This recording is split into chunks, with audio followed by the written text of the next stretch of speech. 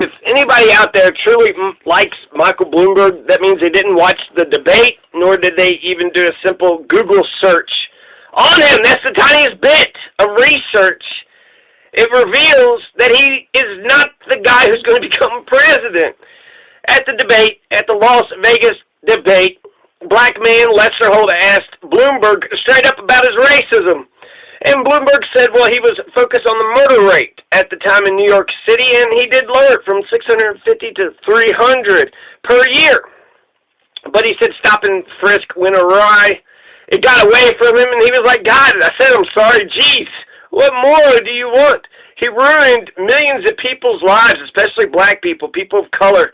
And they overturned, they probably got some bullshit fucking shitty cop throwing a bunch of, bullshit charges on them, and now they have to deal with that with the judicial system. Not everybody's got 15 million lawyers like Bloomberg. Mike leveled a cheap shot against Bernie. Bloomberg called Bernie a commie, right? Donald called Bernie a commie. Donald, James Carville, Mike Bloomberg, they're all the same. It's what the right wing says about Bernie. He's a commie. It's intellectually dishonest because Bernie isn't literally a commie. He said those words specifically. He said, I am not a communist. And he's not. He's a social democrat, Eisenhower Republican. Mike Bloomberg hits Bernie on owning 3 houses and being a millionaire. And actually he says, what a great country. Even the socialist can become a millionaire, have 3 houses. And then Bernie just says he just has one in D.C., one in Burlington, and then a summer vacation house. So how many houses does Bloomberg have? Well, he's got 6 planes, 6 fucking airplanes. You would think one airplane would be enough. No, he needs 2, 3, 4, 5, 6 more airplanes. And on top of that, he's got 3 helicopters. And so not just 1 helicopter, 2, 3 helicopters. And he's got 11 houses. He's got 11 houses. 11 fucking houses and 42 cars. So like fucking Leno or Elvis. 11 houses. Meanwhile, 500,000 Americans have no house whatsoever. But Bloomberg's got 11 fucking houses. Does he give a shit about the homeless? So he believes that the public should take public transportation to save the environment. So Bloomberg apparently takes the subway. Oh, I take the subway. He also takes his helicopter. Yeah, he's so humble. He's so humble. He takes the, public transportation system he says that everybody else should use. Meanwhile, he's flying fucking helicopters all over the world. Bernie pointed out that Michael Bloomberg is worth the exact same amount as 125 million Americans. That's nearly 50% of America. He also says that Bloomberg didn't make $60 billion working hard by himself. Maybe his workers had a hand in helping him create his wealth. Yeah, I'm sure Bloomberg really, worked up a sweat making $60 billion. I'm sure he really worked hard to get that. If a rich man ever said that they got rich by working hard, all you got to do is just ask them the question, whose labor, whose work did you benefit off of? Your hard work or everybody else's hard work? I fucked that saying up, but still. So Bernie would ban fracking. Amy Klobuchar, Michael Bloomberg said that they would not. They're both capitalist to their core. Bloomberg and Amy Klobuchar and Elizabeth Warren are capitalist to their bones. They don't even have an inkling of socialistic qualities to them whatsoever, so they are without hearts and don't care about the community. They're also right-wing as fuck. Bernie brings us back. I mean, Democrats are Republicans and Republicans are batshit crazy. Bernie's Eisenhower Republicanism is a moderating voice. He's the conservative in the race. Compared to all the European nations, he's very conservative. So they're going to, do cheap shots. Oh, he's a commie. Oh, yeah, he's a commie. A bunch of political hacks. And it's very stupid. So Bloomberg is a stupid person, just like Donald and just like James Carville. They don't know what they're talking about. They don't really know what a communist is or socialism is. And Bernie said specifically he wasn't a communist. He's explained this a million times. Now, Michael Bloomberg was criticized a clownish amount of times. He just kept getting hit left and right. He got criticized so many times. But I think that overall, and it wasn't an easy decision, it wasn't like it was crystal clear. Not all he had to do is look competent and look human.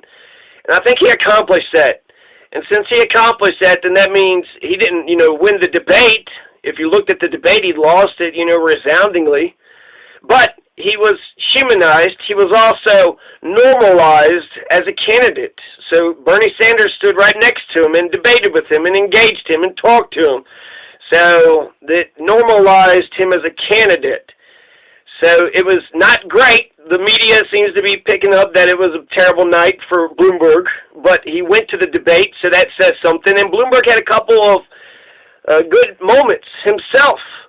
Bloomberg, went ahead and said that this conversation is ridiculous, which it is, but he's adding to the ridiculousness of it by calling Bernie a commie. But as soon as he finished the debate, they ran an ad talking about how, we're not going to throw away capitalism. So he's all about, defending capitalism, just like Elizabeth Warren and Amy Klobuchar is. But Bloomberg, he had said that he was the only person on the stage to have started a business. And he turned to his left and he said, is that right? Is that fair? Basically asking them, have any of you all started a business? So Michael Bloomberg asked them if any of them started a business, and none of them had. So these career politicians have been in government. They've never actually started a business. They've actually never had to, do payroll and get people together and organized and make a profit. And that is something. That's something that, the right criticizes the left about a lot. I've had a real job. I've ran a real business. Have you ever? No, you've just been in government. So what would you know what the hell it takes? So Bloomberg had one decent moment, and I think Bernie Sanders had a business where he was selling documentaries or something back in the 70s or 80s. But nobody said anything on the stage. So it wasn't like he said, oh, I had a business. So it was a good moment for Mike. Being on the stage with others, Mike normalized his candidacy. He normalized his candidacy. So did everybody else. They all could have, struck. They could have had a strike. They should have said, we're not going to share the debate stage with him. They could have done a strong moral stance. But instead, they wanted him to get on the stage so they can, talk a bunch of shit about him. And that's one thing that all Democrats seem to be united on. Fuck Bloomberg, right? So that's fantastic. Bloomberg has helped coalesce the Democrats, the progressives. But he got to voice his viewpoints on a variety of topics. He was heavily criticized. So he wasn't great, but he wasn't terrible. I think he looked human, and at the end of the day, that's all he needed to do. Look human. I mean, what has he done so far in order to win 24% of the vote? What has he done so far to earn 24% of the vote? Run a bunch of ads? I mean, if he's able to get 1 out of 4 Democrats to think he's going to be the next president, then I think he could weather this storm. He could put out a bunch more ads, and, he was welcome on the debate stage. So let's see what happens next time they're on the debate stage. Let's see if he sharpens up his critiques, and let's see if he tightens up his, tight 5. Let's see what his, top priorities are going to be, and let's see how he's going to energize America. He needs to make, he needs to energize America and make his campaign as exciting as Bernie Sanders' campaign. So, yeah. Unfortunately, and I don't like to say it, it was hard. It wasn't an easy choice. It wasn't, the worst, and it wasn't the best. It was like, was it good? Was it bad? I think overall, I guess here's the reason why I am coming to the conclusion that, Mike Bloomberg is a threat, because I haven't thought that the whole time. I have not thought that Bloomberg was a threat, and now he's got 24%, now he's on the debate stage. Jesus Christ, he's not even on the ballot in Nevada. He's not even on the ballot in Nevada. He's not on the ballot in South Carolina. It's only in Super Tuesday. So the fact that he's getting on the debate stage, he's getting it this early, he's donated to all these, he's looking like much bigger threat than what I had originally surmised. Right now I think it's Bernie and Pete and just those two. But, for the neoliberal, the not Bernie vote, I think they're going to keep on splitting each other up. But Bloomberg or Pete, it seems like it could be Bloomberg or Pete or both. Pueblo had 2 establishment. There's 4 lanes. There's 4 lanes. And one of the lanes, 2 establishment lanes and 2 anti-establishment lanes. So, yeah, I think that I've underestimated Mike so far, and so now I'm kind of putting the brakes on that and saying, no, Mike is, we need to look at Mike Bloomberg's record, his policies, and just like all the other neoliberals, and, point and pick at them until there's nothing left of them, because ultimately when it comes to policy, Bernie Sanders kicks ass and takes name when it comes to policy. So, yeah, all you gotta do is just hit Bloomberg on policy, just like Amy Klobuchar and all the rest of them. All the rest of them, you could just hit them all on policy. So yeah, fucking Bloomberg humanized himself.